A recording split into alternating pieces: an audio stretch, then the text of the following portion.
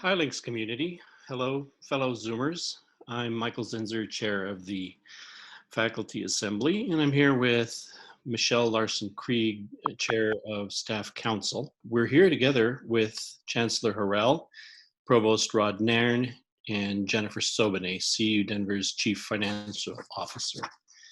And we're here to have another conversation, third in a series we hope to continue, with questions from you about our financial situation.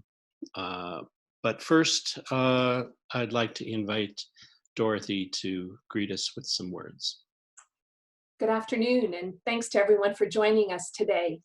Once again, we appreciate Michael and Michelle co-hosting today's town hall.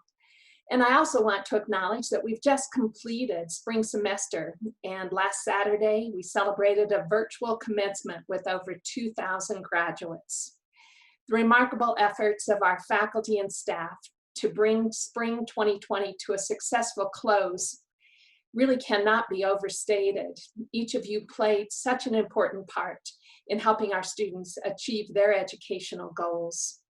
I hope you'll take a moment to reflect on the victory that you helped make possible. We are humbled by and very grateful for your resilience, your creativity, your hard work, and your commitment. Thank you. As we all are reading and have experienced, the coronavirus pandemic is resulting in unprecedented public health and economic consequences. The impacts are profound and will likely reverberate for some time to come. We scheduled today's town hall to focus on the financial implications for CU Denver. I've previously described the process of planning our budget like putting together a complex jigsaw puzzle. Over the last 2 weeks, more pieces have begun to take shape and to fall into place. There are still unknowns, but we now have enough information to make a realistic estimate of our revenue picture for the next fiscal year. We believe that it is prudent for the university and helpful to our faculty and staff that we make decisions now that allow for thoughtful and necessary planning. We have a visual that I'd ask to be shown on the screen that will help describe our financial situation. The bar on the far left shows that for this fiscal year, which ends on June 30th, our general fund revenue is $221 million. There are two primary sources for that. 80% comes from tuition and fees, and 16% from state funding. As we look at the second bar, you see that we are estimating a decrease in our general fund revenue by $33 million, bringing our budget for the next fiscal year to $188 million. The reason for that decrease is twofold. Due to COVID-19, we anticipate significant declines in the enrollment of international and out-of-state students who pay a higher tuition rate than resident students.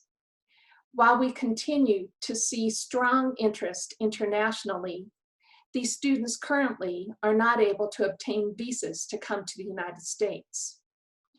We are also seeing that many potential out-of-state students are choosing to stay closer to home.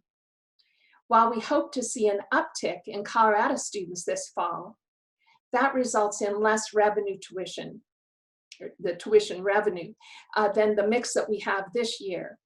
And in addition, just this week, the Board of Regents has voted to hold tuition rates flat, so there will not be additional revenue coming from tuition. The state funding portion of our revenue will also decrease. The legislature's Joint Budget Committee voted this week to cut funding to higher education by 58%. Separately, earlier this week, the governor announced CARES Act stimulus funding for higher education. We will get a portion of those funds, and they may be used for COVID-related expenses and for retaining and graduating students prepared to enter the workforce. Now let's take a look at the right side of the chart. Based on what I just described, We must take actions to reduce our expenses by 33 million or 15% of our general fund. Our expense budget consists of 3 buckets: campus reserves, operating expenses, and employee compensation. To achieve the needed reductions requires that we tap all 3 of these. We will be utilizing 1/2 of our available campus reserves to cover 12 million. We're asking each of our schools, colleges, and central support units to make reductions that total 13 million.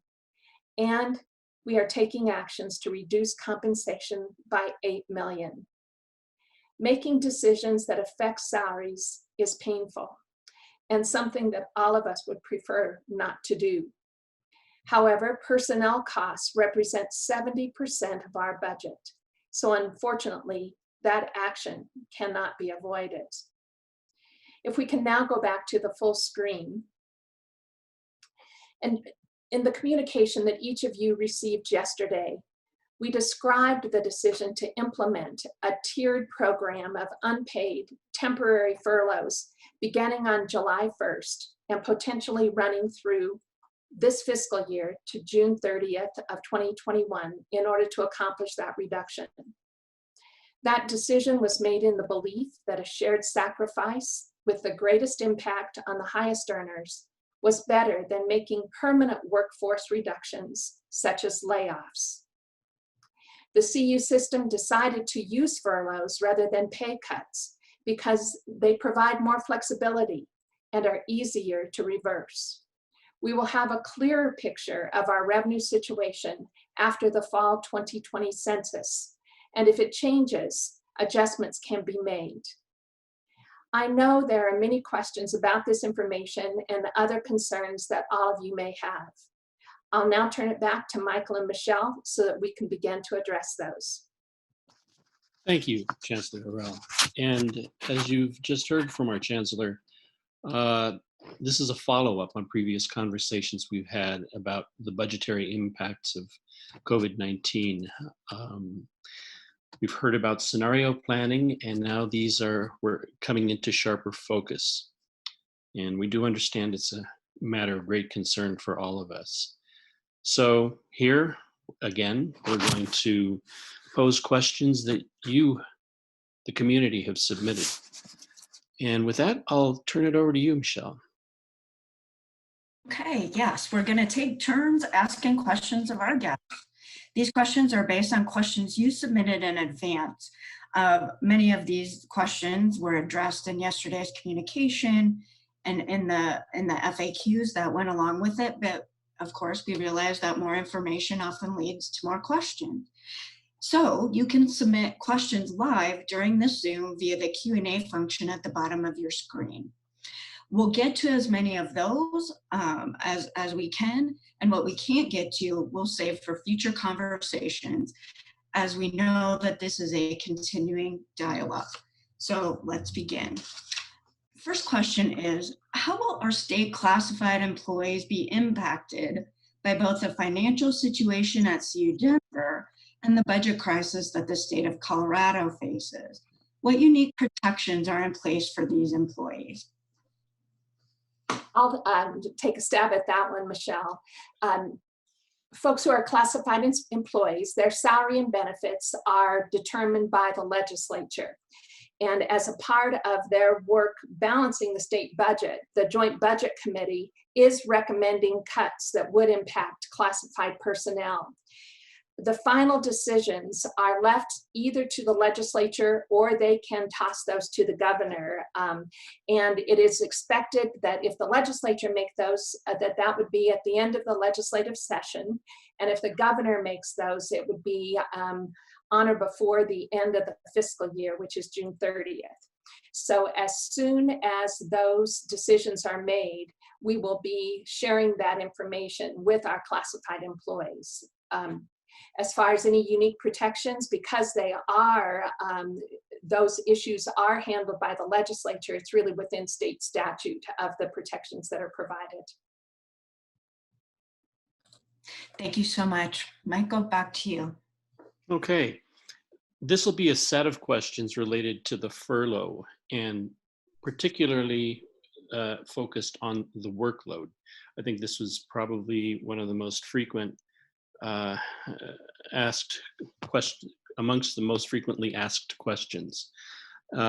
So I think a good title for this would be Getting the Job Done. So the question is, please explain how furloughs work with 9-month faculty. It looks to many faculty who weigh in on this like the work expectations will remain the same or even increase, while the pay and the work days will decrease for all but faculty earning less than 60K. So I'll leave it there. Can you please comment on that? Let me try and answer that question, Michael. First of all, good afternoon, everybody. Thanks for the opportunity to continue this conversation, and thanks very much for all of the contributions that you've all been making and in these difficult times. So this is a complicated question, my favorite word, I guess. But first off, let me say that if we could manage the necessary budget reductions without a pay reduction, then of course that would be preferable, but we can't. So we need to reduce compensation. And across the system, as Dorothy mentioned before, the preference is to handle this cost reduction through temporary unpaid furloughs. And that applies to faculty and staff. And you know that senior leadership has already elected to take those furloughs. So the furlough is still a pay reduction, but it's one that's delivered as a furlough because, frankly, in that format, it's easier to reverse when this budget situation improves. So furloughs are days when you're not allowed to work, but faculty, different from staff, have a great deal of flexibility about their work schedule. It's always been the case. And identifying furlough days that don't interfere with scheduled activities like teaching is going to be up to the faculty and their department chair or unit leader.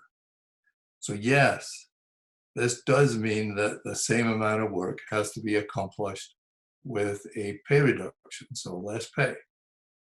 However, the alternative to doing this, there's another strategy, and Dorothy also mentioned this in her introductory remarks, is more permanent pay reductions, for example, through layoffs or strategic closure of units.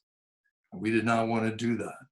So this route of temporary unpaid furloughs spreads pain. We know it's pain, and we wish it wasn't there, but it is. But it spreads that reduction, that pay reduction, over more people rather than targeting layoffs on a smaller number of people. But it does require that people get the work done. Those accommodations will have to be worked out on an individual basis almost, or perhaps on a department basis with faculty in their chairs. But the outcome of it, if we can do this, and we have to try obviously to make it successful, is that more people remain employed than would have if we'd chosen another strategy. And it does seem prudent, reasonable, maybe necessary strategy. But here's a follow-up question. Surely we must be expected to do the same amount of teaching, if not more, considering how we must prioritize student success in these times. But so something has to give. Does this mean we should just reduce research time, service time?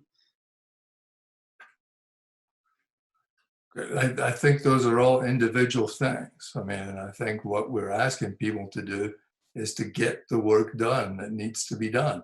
It's the same amount of work for less pay, and you've got to make those adjustments on the furloughs as well.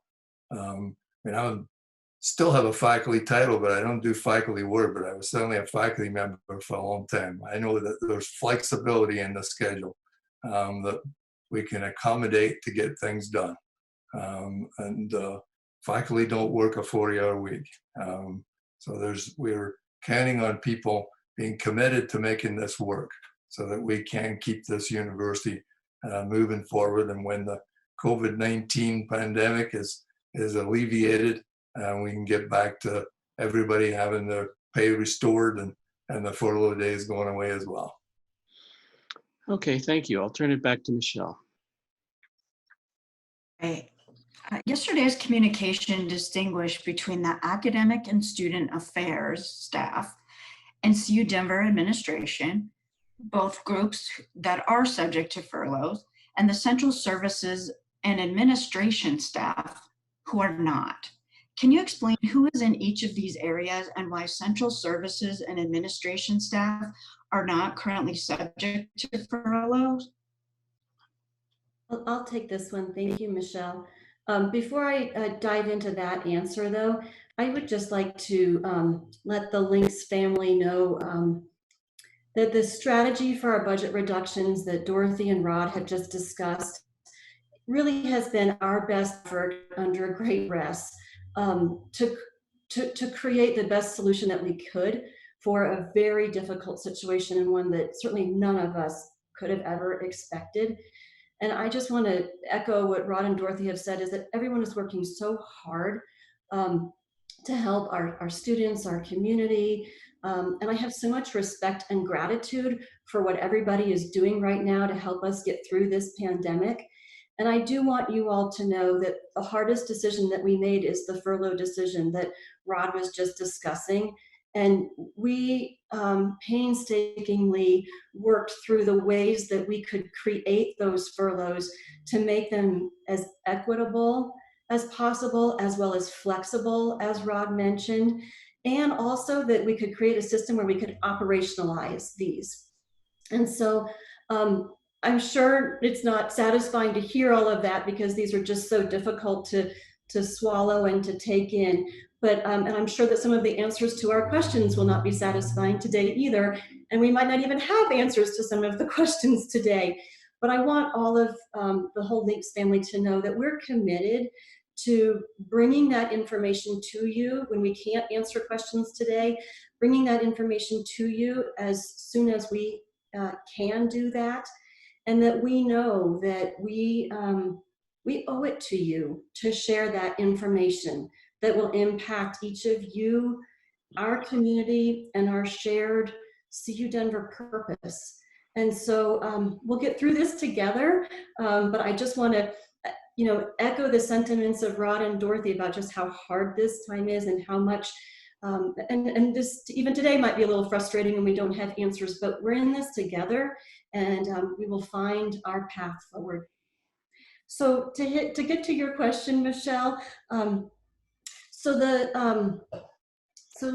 what I'm going to talk about for this one is the layer cake. If you remember the layer cake video, it's layer number 5, the CU Denver Anschutz institution. So CSNA is made up of the consolidated units of human resources, OIT, facilities, our financial services, which includes finance, office grants and contracts, and the Bursar, as well as campus police. And the reason that they are kind of singled out differently is because the CSNA units report directly to CU Anschutz and then collaborate directly with CU Denver. And both CU Denver and CU Anschutz pay for these services, but we have 2 different budget models between CU Anschutz and CU Denver. And so we're working hand in glove with the budget office and Terry Carruthers, the executive vice chancellor at CU Anschutz. We're working together with them to achieve the reductions. It's just through a different process that we would be doing that. Okay, thank you. And people have mentioned that how much they appreciate how this was done, even though it was very difficult, and that we do appreciate that it minimized the impacts on those least able to afford it. I think that's really important to the community. Michael. Okay, I think it bears mention that the 3 administrators are in a tough spot making these painful decisions that aren't going to please everybody. And they're doubly in a tough spot because Michelle and I have been assembling questions up to the last minute, and they don't know what they're going to get in many cases. And that's That's not easy, but they are committed to, and we are discussing ways that we can carry and get those questions answered through some other forum, perhaps a continuation of this. So, furloughs continued, and this may be an easy one to knock down, and I could move then to some others. Please confirm. Furlough categories will be determined by base salary and are thus unaffected by stipends or administrative work or teaching in summer. Consider the case of a person who makes, in the high 50s, and then they go into a higher category, and then they're going to be dinged for that. They'd end up losing money. So can you confirm that that's the case, that the categories are based on base salary? I think the short answer is yes. Wow, that was easy.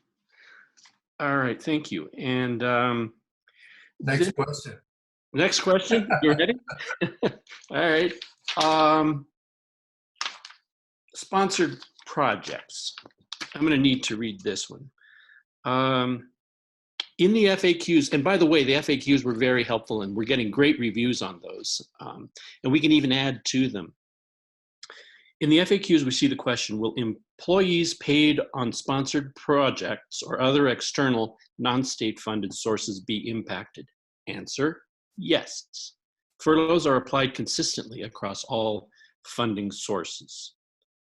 So, given a faculty member has 3 months of summer 2020 support at 1.0 FTE, the external sponsor is expecting a commitment of 3 months of summer, and the university will get 50% indirect cost return on salary benefits for 3 months. So that faculty member, likely furloughed, needs to work less, and that it seems to do a disservice to the PI, the sponsor, and the university through reduced indirects. And the questioner added, I understand there's likely no perfect solution that could be found, and this may be the best we can do. And I think that shows an understanding that's very common amongst our faculty and staff. So any comments on that?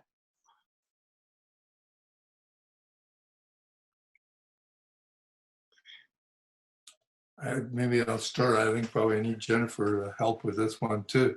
It is a difficult situation.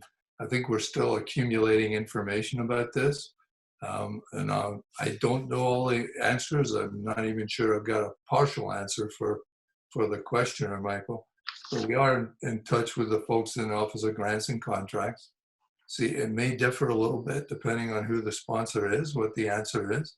But the money, if it's coming from an external sponsor, doesn't go to the university. It would continue on in that project. It might result in a no-cost extension or something. Or there may be other situations where there's some workaround that can be accomplished so that person can get the work done in the 3 months that were assigned. These are sometimes case-specific situations that we're going to have to puzzle our way through. There may even be case-by-case answers in some cases. So more to come, I'm afraid, on that one. That's the best I can do with that question, I'm afraid. I don't know if Jennifer's got any other information to expand on it. And Rod, all I would add to that is that I do believe this will be a lot of times case by case. And what we'll just need to do is work with each of the deans and the associate deans and chairs who are struggling to figure this out for specific faculty. We are in touch with the system office, obviously with Amy Gannon and with Office of Grants and Contracts trying to figure this out, because it will be very, very specific to each of the individual PIs. So we'll work through it together. Thank you. Michelle. I just want to add to Michael's comments about the FAQs and the really great job on those, and take this opportunity to say thank you to Kayleen McCrum and her team and all of the others that were involved in putting together that excellent resource. The FAQ did make clear that furloughed employees are eligible to continue health, dental, life benefits as long as their FTE remains at or above 50%. And also that employees in that situation will continue to have access to the tuition benefit. I'm wondering though, if we anticipate any changes to the tuition benefit. So thank you, Michelle. And I do applaud the folks too who are putting all of those FAQs together and getting up on the website as fast as possible. As we figure things out, we keep adding to that FAQ. So your question really centers around layer number 4 of our layer cake, for those of you who are following along with the video. And that's the CU System Office. And Michelle, really all of the benefits, the system-wide benefits are administered and managed through the system office, including that tuition benefit. And all of these benefits also are established through the Board of Regents. And so if we do end up having any changes to these system benefits, it would go through a process. Right now, I'm not expecting any changes, but you know, as soon as I say that, it'll change because everything seems to be changing very quickly. But at this point, the tuition benefit remains the same, and you're exactly right, that as long as the employee is at the 50% FTE mark, that all of their benefits remain the same. And the furlough doesn't move somebody down in their FTE, it's just the salary. So I just wanted to clarify that the benefits remain, and right now we don't see any system-wide benefits changing. If that changes, you know, we'll get the word out. Okay, thank you. Michael. Okay, thank you. I have a set of miscellaneous questions all related to the furlough. I don't think we'll be able to get to all of them, but here's an interesting one. How about voluntary furlough increases? Is that possible? A few people were saying, well, there may be reasons that people have for wanting to take more furlough days, perhaps even trading off with someone else in their unit. Is that going to be, might that be possible? Sure, I'll take this one, and please chime in, Rod, if you'd like to. And this is, when you think of the layer cake, this is layer 8. This is the local level makes these decisions. And if there are reasons that a faculty member or staff member would want to lower their FTE or take more furlough time, and that is in line with the needs of the organization, they can certainly discuss that with their supervisor. And it's at the most local level. So at the school, the college, the central support unit level, where those decisions can be made. And when you think about when Dorothy was showing the slide of the reductions that we're looking at and the portion that can be made by the school, college, and unit, that's the central support unit is what we're referring to in that slide, that it's the leaders of those units that can make those decisions. And it has to obviously be something that the employee would volunteer to do, but that makes sense for the organization. So those two have to marry. Okay, thank you. Another question. Will the reduction in operating expenses be the same in percent across the board for all schools and colleges? That's one of the 3 buckets, right? We've got reserves, we've got compensation, and we've got operational savings. So will it be the same percentage-wise across schools and colleges? So I'll take this one too. So the way that the budget model works is that we'll apply after we make it through using our reserves, and then also the furloughs, then we'll apply the rest of those budget reductions to the central support units and through the and to the schools and colleges through the budget model. And so it really will depend on it. While it will be similar across all of the units, it will depend on the technicalities of the budget model, because of course we have to take into account the new year of data in the budget model of all of the different metrics that are in that. But it will be so similar, it would just be tiny variations, if at all. Okay, great, thank you. A few more. This is a kind of weedy one, but merits based on the calendar year and furloughs on the fiscal year. So will it be up to departments and individual units to be the ones to integrate these two, to figure that out? I think that's the only place that it could happen, Michael. Mm-hmm. It has to be at that unit level. Yeah, that seemed plausible. Now, here's a little bit of a larger question. Implications for RTP and merit reviews. Now, some faculty won't be able to meet the same performance standards on reduced time, often accompanied by profound new personal and professional burdens. Those are added burdens we all know so well. So what accommodations have you considered, and what guidance can administration offer? A major accommodation that we made already for tenure track faculty was to do the 1 year clock stoppage.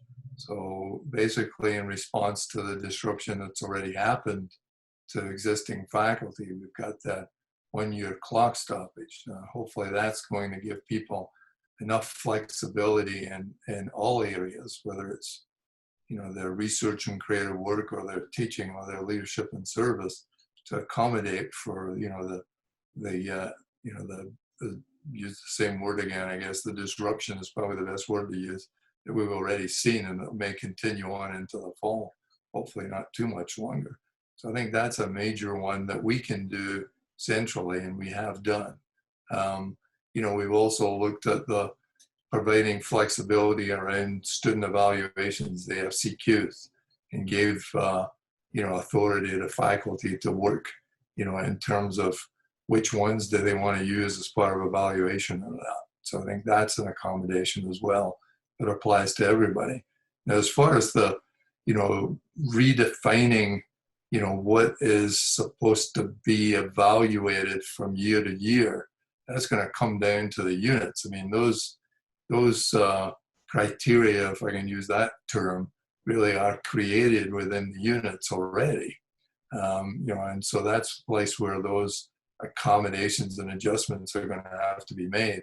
And I suspect we'll also have to, get involved, and seeing exactly, how that's playing out in different units. We wouldn't want it to be vastly different across schools and colleges or departments, but it's too early yet to even see what might have to be done there. But I imagine that's going to be something that faculty and others will get involved in when we get back in the fall. Okay, thank you. And it's reassuring, and it meets a need expressed by several, that there will be some guidance to ensure that there aren't gross disparities across schools and colleges. So that will be welcome news.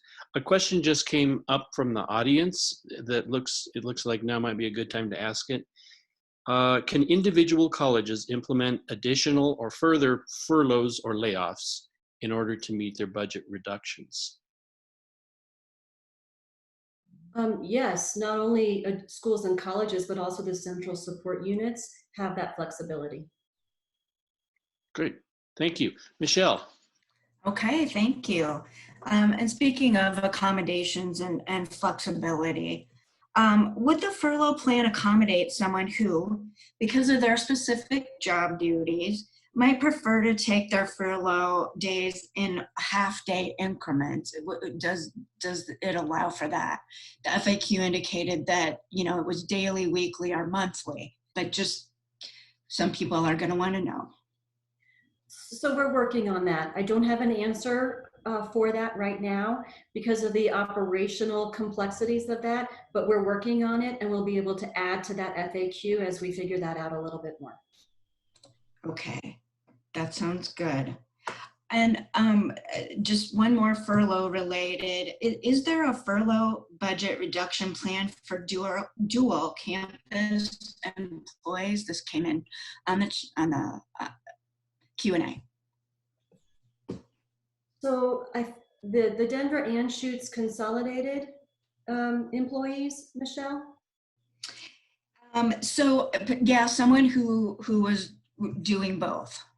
Sure. So the consolidated entities, and Rod, you can certainly talk towards the ASA units. The consolidated entities such as, CSNA that I've already talked about. And certainly we have some consolidated folks in research, health services, and ASNA. And on the ASNA side, Rod, if you'd like to talk to that, but the same furloughs will be applying to those dual, I think consolidated is the word I use, the consolidated employees. Rod, did you want to speak to any of that? There will be furloughs that will affect consolidated employees. I mean, as has been mentioned already, there are some circumstances that are very specific or work from a work circumstance or a funding point of view where there may be individual differences and variations, but there will be employees in ASNA as in CSNA who will be on furlough. Okay, thank you. And, you know, I would add to that, I was able to sit in on the Q&A session with HR. They were talking through already some of these kinds of issues. And I was very impressed with the creativity and just the willingness to go and resolve these issues. So I have no doubt that we will figure it out. Michael.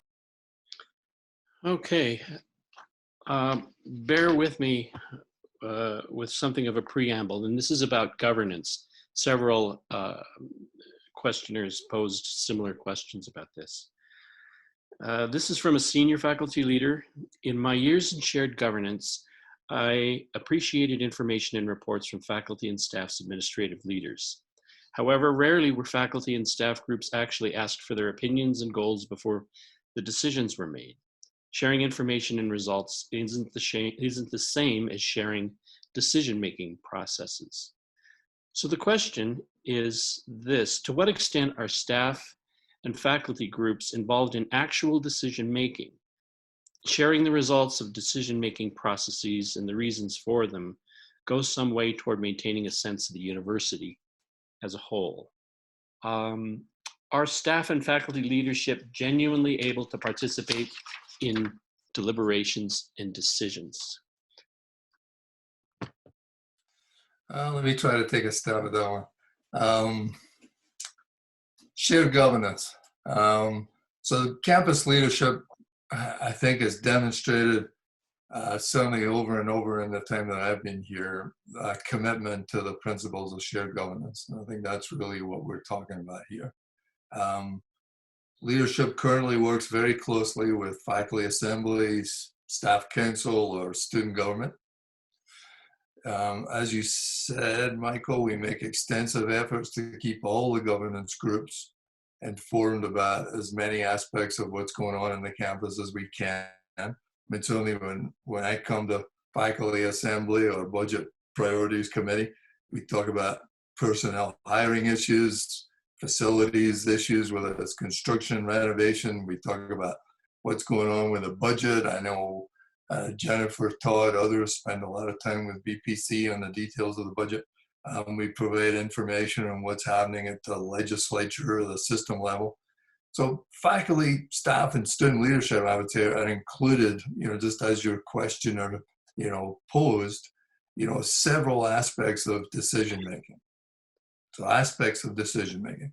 So, and it differs a little bit depending on what the topic is. So for example, faculty, with respect to the curriculum, faculty decide on content, not administration. However, I suspect that even though there are all kinds of other examples of things, that really this question is mostly about financial decisions. And that's what we're talking about mostly in this town hall. But there are clearly other things where it's faculty, staff, and students, you know, have the major part of decision making. But campus leadership, certainly in all the time that I've been here, and I know that from personal experience, regularly seeks input from all of the governance groups on budget. So, and you know, there are important roles for the governance groups. For example, all of you have a voting role on the Chancellor's Advisory Committee on Budget. You get to vote on which direction to go. Over the years that I've been involved, leadership has frequently gone to, for example, the Executive Committee of Faculty Assembly or the Budget Priorities Committee and asked for their, albeit confidential, input on different routes that we might choose to follow with respect to a budget decision, and taking that input. You know, but it's got to be clear that when it comes to final decisions about something like overall campus finances, that's the ultimate responsibility of administration and ultimately the chancellor, who's the CEO.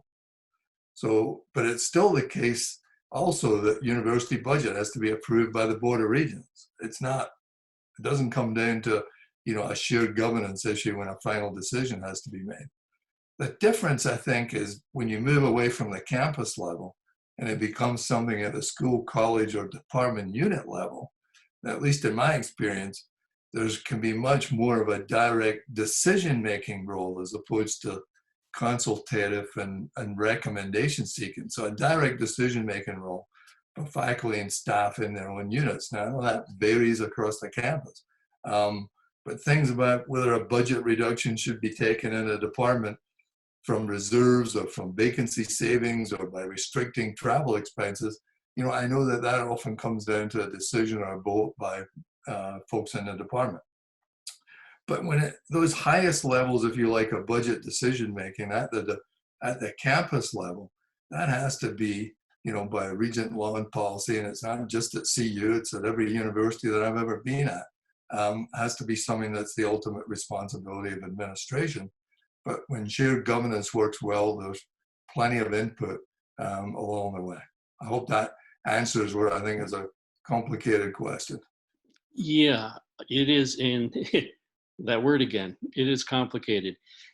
And budget, though, as we're finding everywhere, touches everything, including those things that are more typically the province of faculty, making it a little challenging and a little tricky. And as always, we can do better, and we're working on ways to do that. And that leads to the next question. And the concerns that we've been talking about were amplified by other questioners with respect to these budget-related decisions.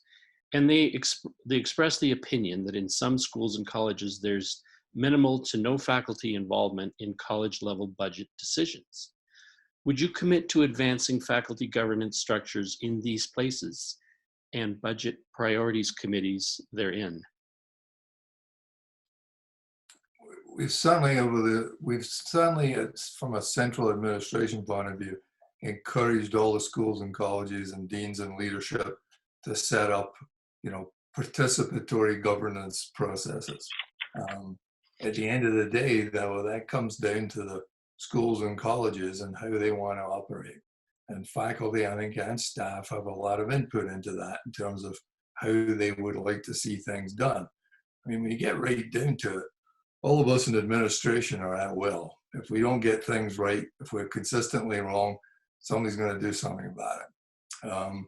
And there's a lot of reason for trying to make sure that you get all of the advice and input that you possibly can from the people that you have the responsibility for.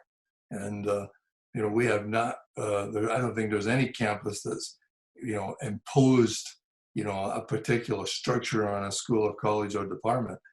We've left that to the, you know, the folks themselves to come up with something that works. Well, we would appreciate any help we can get from above, be that exhortation, charm, whatever, to help us advance that. It's not a thing that it has happened, and so we would appreciate whatever help you can offer in that respect. Michelle. Okay, let's maybe go back to a couple more technical questions.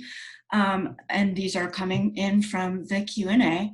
So if someone falls just above a furlough tier, even just by $1, those employees will now make significantly less than those at the top of the tier immediately below.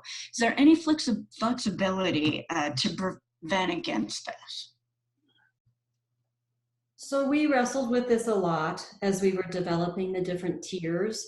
And what we did do is for the tier at the 60,000 level, we're able to manage that tier so that they don't fall below the 60,000 if they're really close to that. And then the percentage decline because of the furlough would bring them below. We can make that a floor for those employees.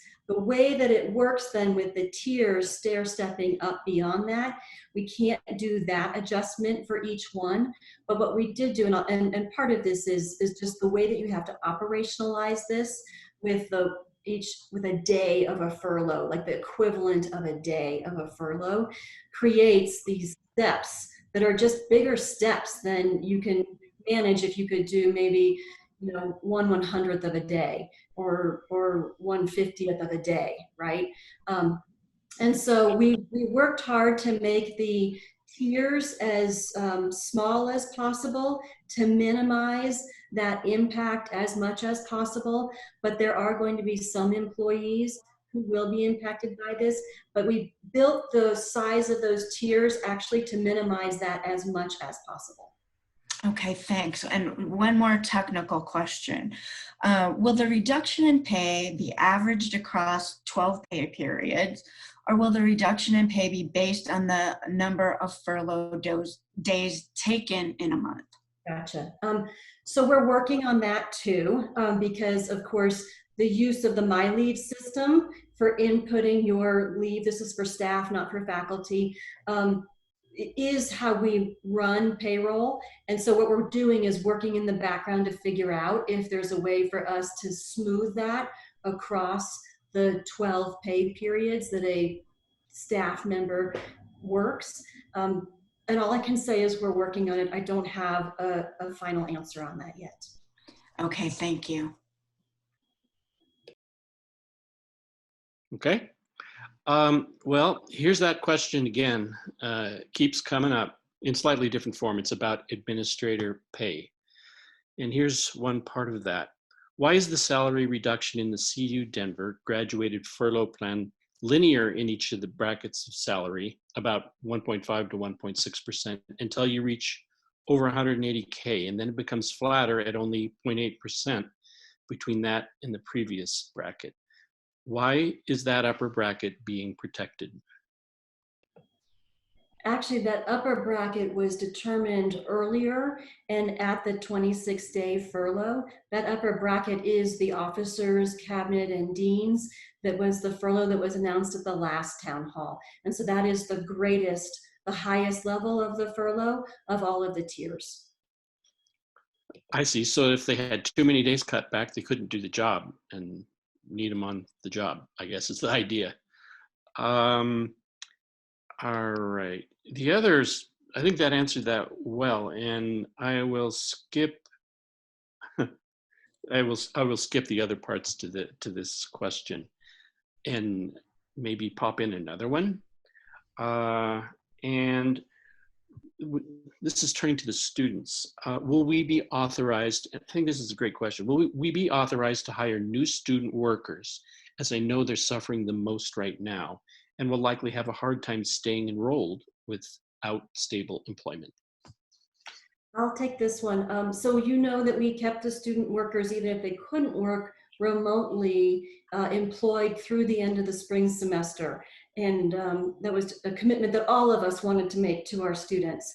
And so going forward, certainly if any business unit, any school, college, or central support unit has work that can be done remotely by the students, because right now we're in that remote work situation. If there is work that can be done by students, they absolutely can, and definitely get your students to sign up for their work study dollars too, because that will help the unit's budget impact on that.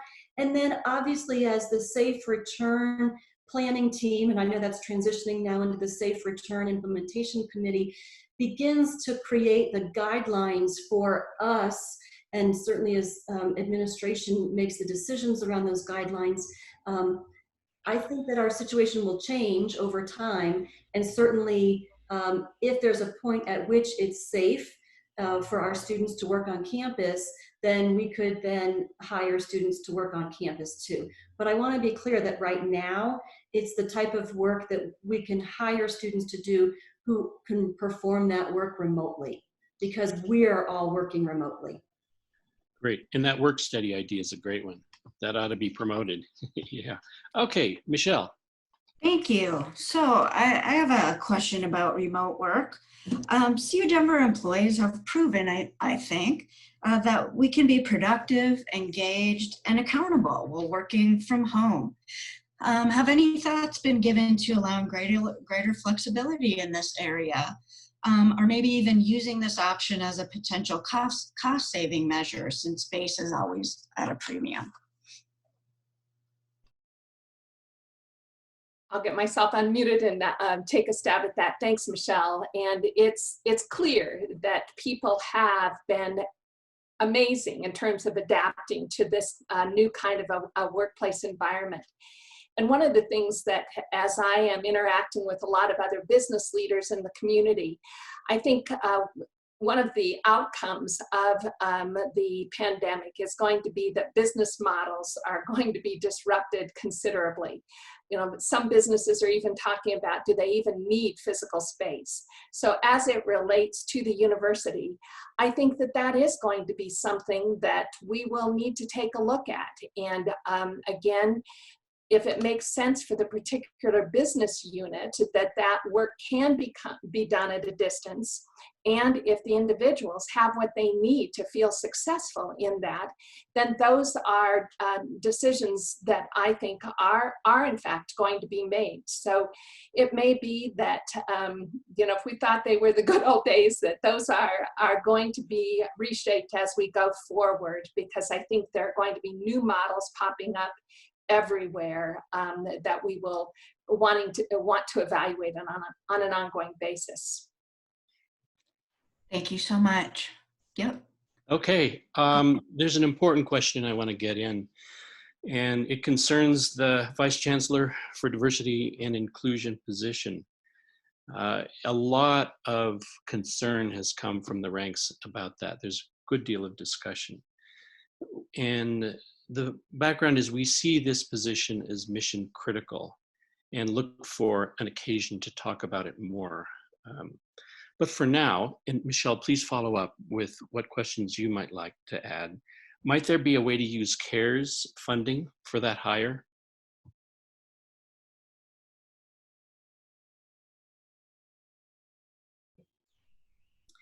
I guess I'll take a stab at this. So the CARES Act funding that we have that's coming to the institution, which is part of the 10 million that comes to Denver Anschutz, and half of that has to go to student aid. The other half, we're waiting on the final guidance on the usage of those funds, but as I understand it, it has to be used on COVID-related expenses. And so that is what I know of those funds. Then obviously the COVID funds that were earlier this week, the governor announced that he would be putting some of the discretionary state funds that are COVID related towards the institutions of higher ed. And the restrictions that I know on those dollars also are that it has to be used for COVID-related expenses, as well as we can use that for creating the workforce of the future. So really around retaining and graduating students. So as I say that out loud, that sounds like fungible, that piece of that could be used, but I would just need to make sure, I would just need to look into it. Yes, thank you. I'm going to follow up on that, and it looks like this will be the last question, and it is for Provost Nairn. Diversity and inclusion are at the core of CU Denver's identity as an urban public research university. And I think we all know that it's crucial that we have strong and capable leadership in this area.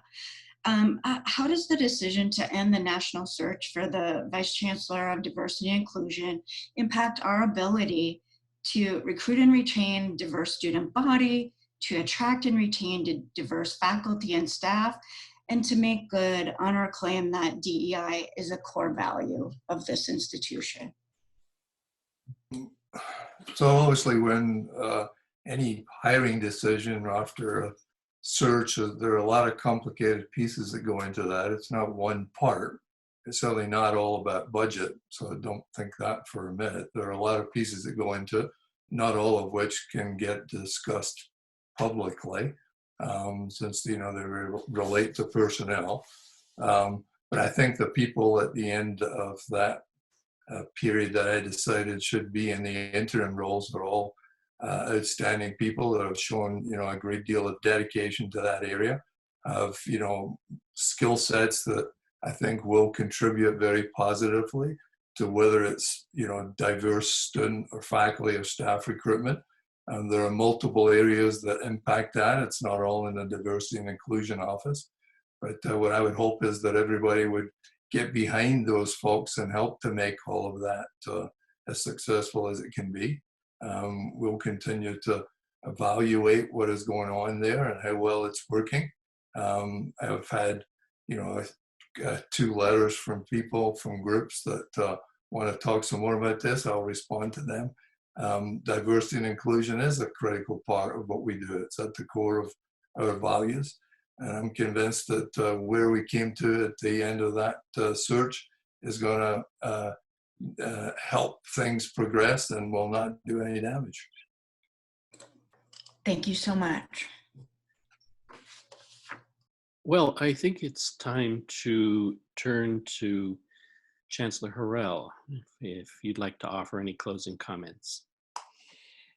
Well, I think that I'd like to just say that I know that when you are facing this kind of difficult challenge that we have as an institution and more broadly, there are no perfect solutions or no clear answers.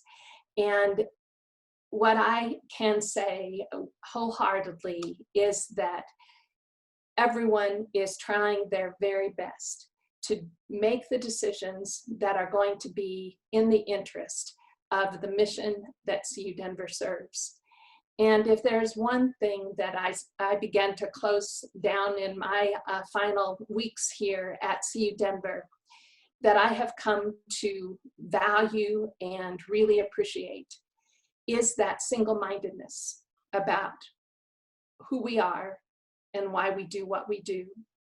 And I am so grateful for the cooperation, the collaboration, and the understanding that people have. And at the end of the day, we come together and we make it happen because we know what we do matters. It matters to our students, it matters to our community, and it matters to each one of us. So I just want to express deep felt gratitude, and the people who I work most closely with, I have such admiration and respect, and that includes all of you who are on this screen today and dozens of others. And know that, again, we're fallible. None of us have a crystal ball, but we are doing our absolute best. And it is because we know that everybody at every level of this organization is doing the same thing. So we thank you for all you are doing. We thank you for caring so deeply. And we hope that you will please stay well and be safe. Thank you very much. Thank you so much to Dorothy, Rod, and Jennifer for joining us today. We know that it takes courage to engage in these open dialogues, and we really appreciate your willingness to be here today and to continue to engage with the campus community on these critical topics.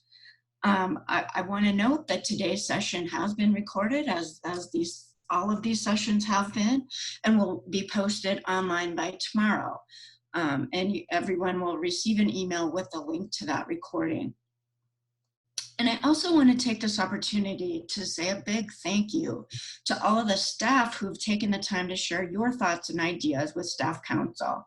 I was reviewing everything earlier today, and I'm just so grateful and impressed with the passion that people have for serving CU Denver, the students, the mission of the institution, as Chancellor Harrell pointed out, to truly the best of our abilities, and for your thoughtful suggestions. And I know that leadership appreciates hearing from you as well. Same goes for faculty, and I'm very grateful for how they've stepped up. This is a continuing conversation, and there's more to come. So please stay tuned and look to your email for how we're going to do that, because the challenges are going to certainly remain. And the last thing I'd like to say is a fond farewell to Leanna Clark. We're losing her, but the Girl Scouts get her, and we wish her the best. Thank you, and be safe.